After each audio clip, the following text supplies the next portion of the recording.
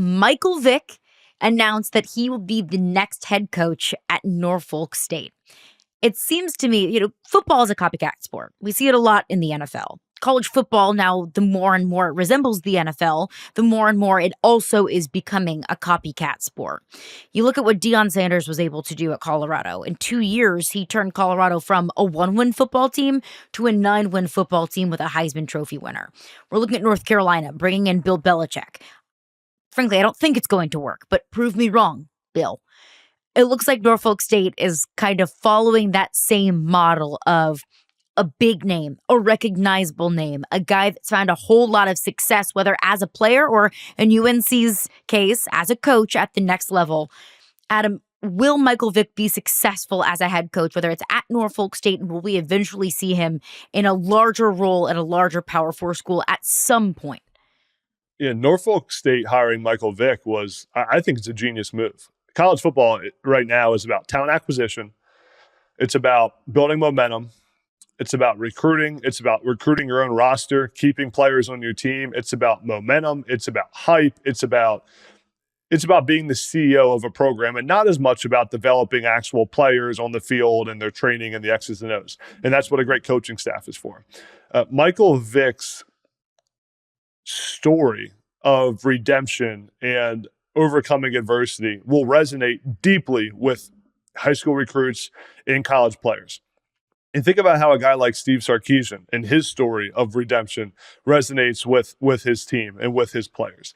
I see something similar here with Michael Vick. I think his ability to inspire and connect with guys and foster trust and motivation and essentially build a winning culture at Norfolk State will be evident pretty early on. I think the other part of this is just the recruiting power a guy like Michael Vick has. When Michael Vick calls, you answer the phone. When Michael Vick wants to visit your high school, you say yes, and we're off the red carpet, and everyone in the high school talks about it. When Michael Vick wants to come visit your grandmother's home for a recruiting visit, you say yes, and the whole family shows up, and everyone's asking for pictures. Vick is a legend in the football world. And then you combine that with his relatability, and it's going to make him a magnetic force in college football recruiting. The third piece of this is let's not discredit Mike Vick's football mind. He played for guys like Andy Reid, great football offensive minds that understand the game and can implement a good scheme on both sides of the ball. And Vick will be able to hire good coaches on both sides of the ball. And when you're a head coach, it's all about recruiting, and it's all about hiring a good staff. He will be able to do all those things. And I think we'll see there's going to be a bunch of dual-threat quarterbacks that want to go play at Norfolk State for Mike Vick. Think about this. What we're going to see, prediction time. One of the top 10 quarterbacks in the country, dual-threat, will go to Norfolk State to play for Mike Vick, just like how Travis Hunter went to Jackson State to play for Deion Sanders. That will happen, and I think we'll see Mike Vick get a head coaching job at a power program pretty soon. All great points. And not only is he a legend in football, he's a legend in that state. Yeah. I have to think that so many kids growing up in the state of Virginia and those surrounding areas idolized Michael Vick and what he brought to that Virginia Tech program. I think that Deion Sanders has now created a new blueprint.